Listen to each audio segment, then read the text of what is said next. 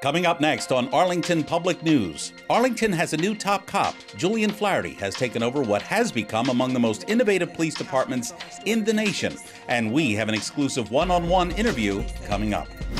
Police and fire crews save a man who fell through the ice at Spy Pond this week, and rescuers have tips on how to keep you safe this time of the year. Arlington residents will soon be asked to commit some serious money to pay for the new high school. Projected price tag, more than $300 million. What are taxpayers getting in return? We have reaction from this week's forum. Arlington Public News is next. Hello, I'm Brenda Mahoney. And I'm Carla Dorado. As we told you last week, town leaders have appointed Captain Juliann Flaherty to take over Arlington's police force as acting chief.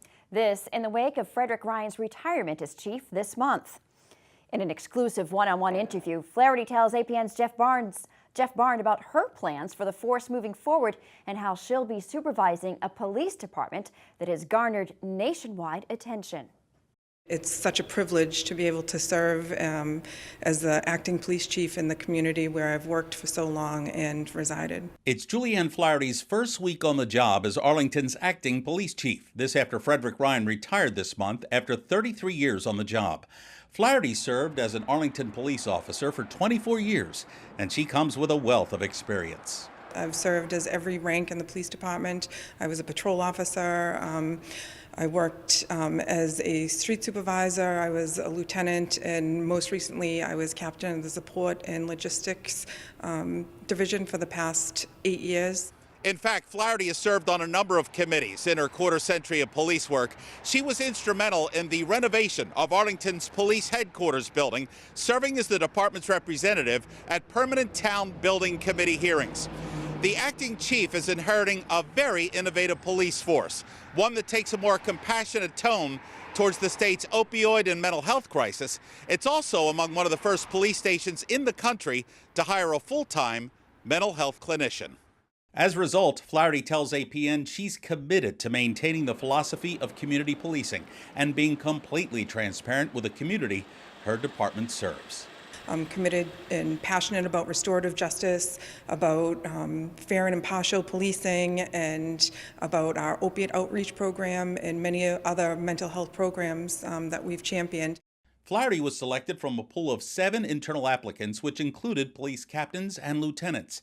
Town leaders say she also serves as an inspiration for any woman who seeks a career in law enforcement. I'm honored to be a role model to women in policing, and I'd love to see more women hold leadership roles within the Arlington Police Department and other law enforcement agencies. But town leaders say it was clearly Flaherty's extensive experience and her unwavering dedication to the community policing model that got her here.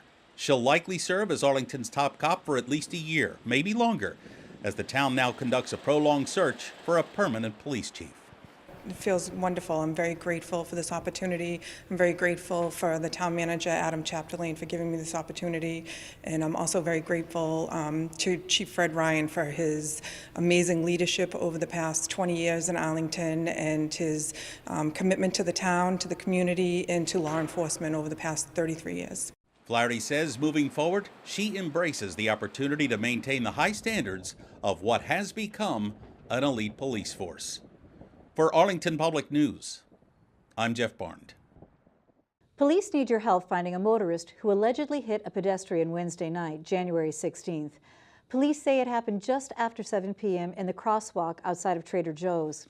Authorities say the vehicle appeared to be a Jeep or Range Rover. The driver was seen traveling eastbound on Mass Ave and reportedly made several stops before leaving. Anyone with any information is asked to call police at 781-316-3944. What will you get for your money? That was the focus of the latest forum on the Arlington High School building project. Residents will be asked in June to approve raising taxes to pay for the new high school. Town officials saying now is the time to fund the future. This is an historic moment for our town.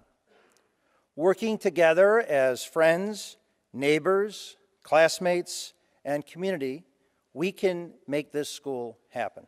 But town and school officials know all too well they can only make it happen if they get voter approval.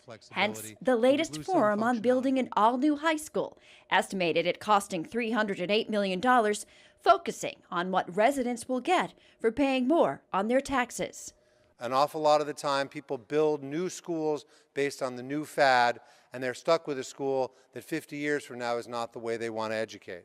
Students come together in the middle of the building where they are able to have a lot of agency and a lot of places to be, but it's very easy to supervise. And when it comes to the facilities, also considering the future, such as having electrical vehicle docking and producing enough renewable energy to meet its own energy consumption, known as net zero.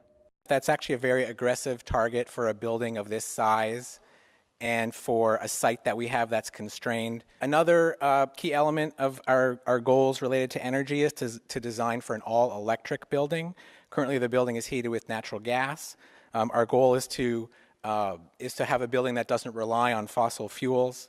But concerns from residents about the now, with impact on taxes expected to be an $827 a year on the average single-family home for the school. And it comes just after property owners saw their tax bills go up this year due to higher assessed values, an average of 14% over last year's.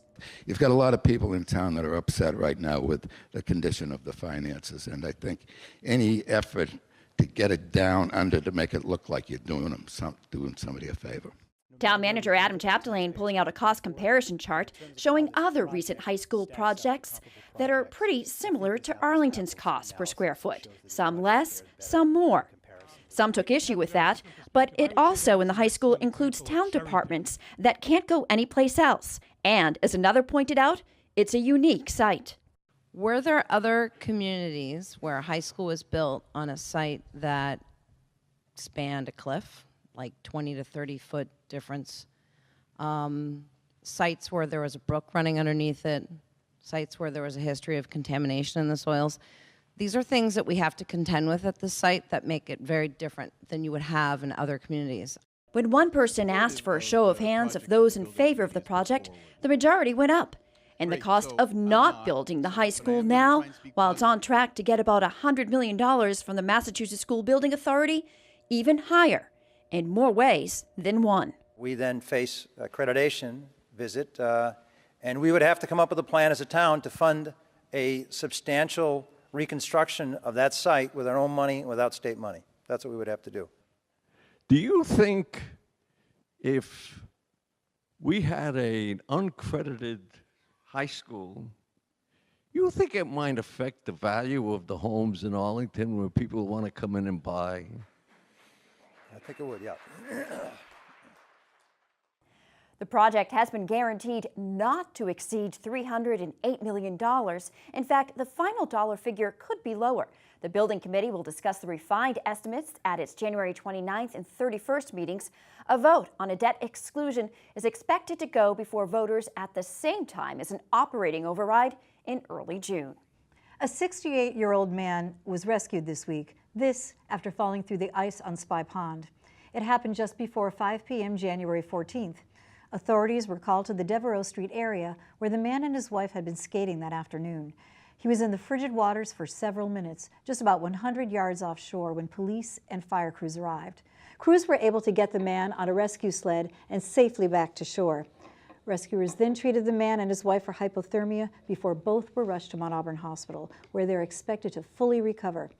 Arlington police say this time of year it may be tempting to skate on outdoor lakes and ponds, but there's always a risk. We're fortunate to have several bodies of water in our community, but with that also, and we're also a hockey community. So we get a lot of kids and people that are going out and skating and what have you and trying to make use. And we just ask people to use good common sense. So, there's some tips that you can put in place. You definitely don't ever want to go out there alone. You always want to go out there with someone. And children, parents should be wary of their kids and know that the ice is solid for them. So to go down and want to check on that and make sure it's solid. Captain Flynn says your safety is guaranteed if you wish to skate area rinks, like the community outdoor rinks at Poets Corner or the Ed Burns Arena. In next week's newscast, a closer look at how the fire department was prepared for this rescue. My colleague Brenda Mahoney gets saved, so to speak, by rescuers in this crucial training exercise. That's right. It was eye-opening, and we'll take you there next week. Well, dozens of concerned Arlington residents flooded Town Hall this week to hear about the future of multifamily housing in town. Members of Arlington's Department of Planning and Community Development led the forum to get feedback from the public. Several proposals were presented that require tweaking zoning bylaws to make way for multifamily housing. Among some of the topics covered, lack of affordable housing, building height, lot size, parking, and congestion in the town's already busy corridors. Proposed changes would directly affect medium and high-density residential and business districts that allow for multifamily housing. Town officials say they encourage growth in the limited spaces throughout Arlington because clearly there's a need for businesses and residents alike, but they also want to do it in a way that makes sense for Arlington's future. We realize that there's a housing issue, there's housing demand, but we think of it in different regards. Some people talk about it in terms of the middle class, and that the middle income households in Arlington and beyond are pinched. And then other people know that there's issues with lower income households and extremely low income households who have no ability to access safe, affordable housing opportunities, both in Arlington and beyond. So there's really very strong evidence of demonstrated need, not just in Arlington to address this issue, but well beyond that in Greater Boston. Several residents say the project is moving too quickly, saying that some of their neighbors who would be financially affected by these changes don't understand the town's bylaws. The Arlington Redevelopment Board met this week to finalize changes and prepare warrant articles for the town meeting scheduled for mid-April. Coming up on the other side of the break, as the problem of immigration grips the nation, Arlington Center for the Arts tells the story of those wanting a better life in America through paintings, photographs, sculptures, and tapestries. We have an overview of this timely, magnificent exhibit. And speaking of storytelling, Arlington just may have the next J.K. Rowling or Stephen King in its midst. We'll show you how you can get in touch with stories from Arlington's young, aspiring authors. That and more when we come back. Take a look under your bed. Find stuff under there? What about jobs? No? Now try your closet. Still no jobs? Just more stuff? Well, you really have both. See, stuff is defined as household articles considered as a group. Sometimes this stuff is no longer needed. Wait, no longer needed? That can't be right. Because remember those jobs you were looking for? Those are really needed, and they're the stuff inside your stuff. Our job is to unlock those jobs, and it starts when you donate your stuff to your local Goodwill. Here's how we do it. When you donate to Goodwill, we sell your stuff to provide job training for people right here in your community. So just by teaming up with Goodwill, you help create jobs. And isn't that worth parting with the leftover keytar from your 80s cover band? Goodwill. Donate stuff, create jobs. The Arlington Center for the Arts is currently showing a very colorful and timely exhibit at its new Academy Street location. It's called I'm New Here and focuses on the very sensitive topic of immigration in the U.S. Through paintings, tapestries, and photographs, I'm New Here tells the story of all Americans and the struggles that we face every day in trying to address a nationwide issue affecting all of us. This is among the latest exhibits at the ACA, which raised more than $1 million over the last 2 years to create this beautiful home for artistic expression. Through a 2.5-year capital campaign for this new facility, which opened last fall, donations ranged from $100,000 to dollar bills and coins, proof that the commitment from this community and its dedication to the arts is something that never should be taken for granted. And so what we've really seen at the Arlington Center for the Arts in our campaign is the commitment of this community to make sure that the story in Arlington was different. And the story in Arlington was, we value the arts, we want to make sure that we preserve this beloved community institution. So I think the community wanted it, that's a big piece of it. For us now, being here right in the heart of Arlington Center, we're just behind Town Hall, we're across from the Community Theater, the Friends of the Drama, upstairs from the Arlington Senior Center.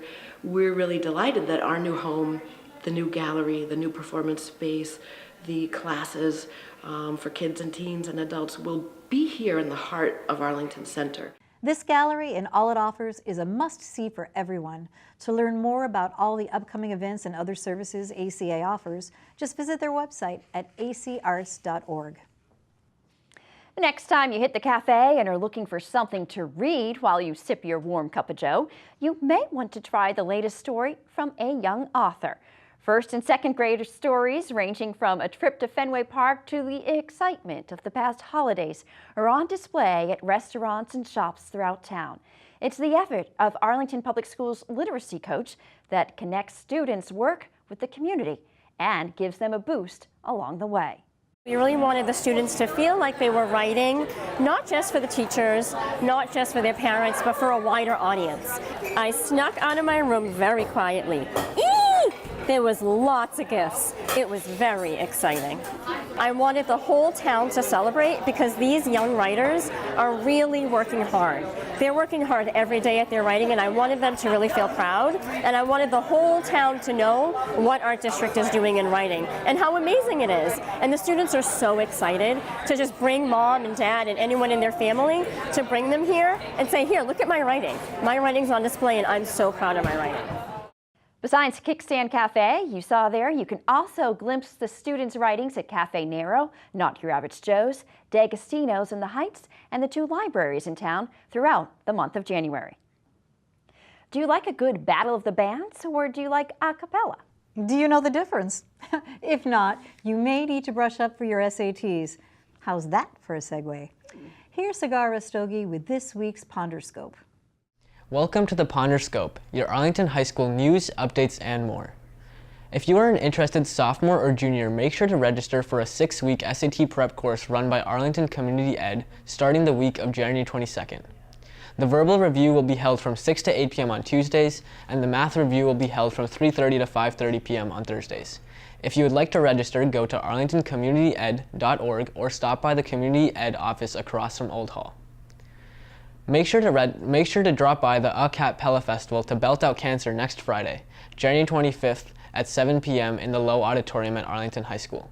The fundraiser consists of 7 local a cappella groups assembling for a benefit concert in name of former AHS student Catherine J. Malatesta, who passed away to cancer in mid-2015.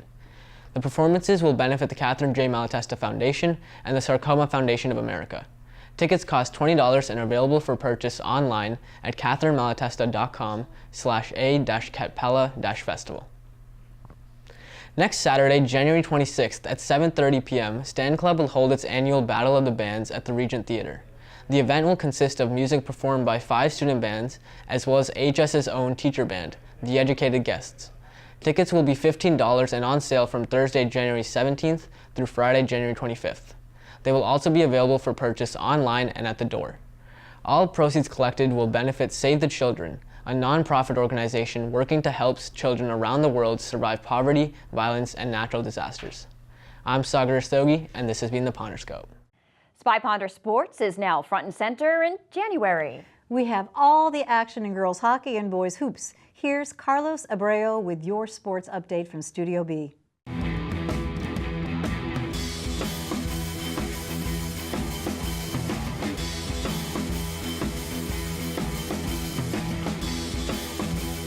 Hello Arlington sports lovers.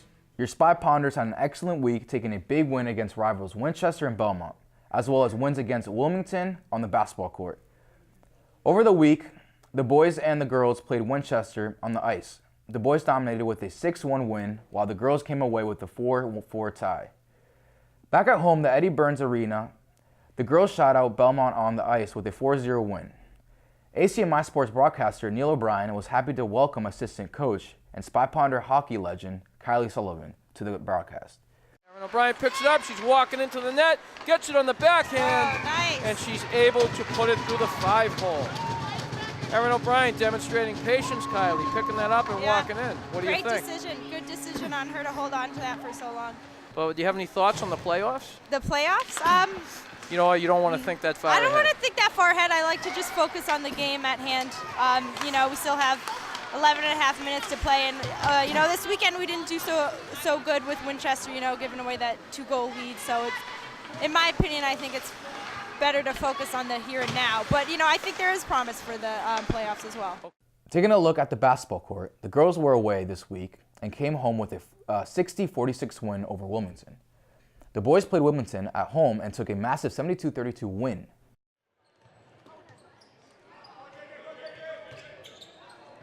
Hess to Philip Cherry Jr. He's going to take a three. Bang! Philip Cherry Jr. with a three.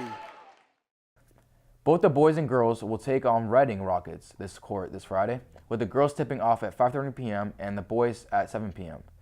Be sure to catch both games live here on ACMi.